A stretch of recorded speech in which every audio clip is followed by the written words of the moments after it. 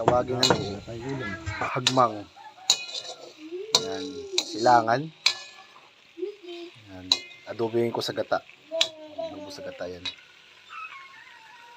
Binisa ko muna kasi para mawala yung amoy ng langsa. Yan.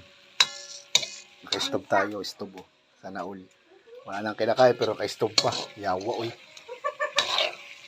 Yan.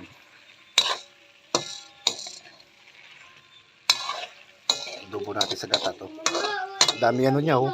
Yung anak. Ano, may anak siya. O yun. May anak siya.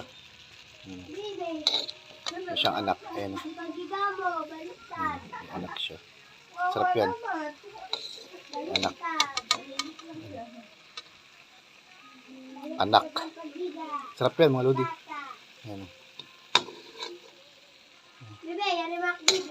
May anak siya. Tingnan natin siya ng tuyo at suka at natin ng pamintang pino at saka ricado. Ayan, dahon. Ayan, pakuluan natin siya tapos pag naluto na siya, kuluan natin siya ng gata. Naluin natin siya para yung ilalim maluto. Dati niya siyang anak oh. Sarap yan mga lodi. Gusto ko yung anak. Ayan. Yung iba ayaw kumain ito kasi ahas daw. Ahas to sa dagat. Pero sarap yan. Hindi natin ng gata. Ayan, sarap na yan. Hindi natin yan tatakpan para yung gata purong-puro. Ayan, nilagay ko na ng gata yung mga lodi. Ayan. Pag-video din ako. Ayan. Nilagay natin ng gata siya.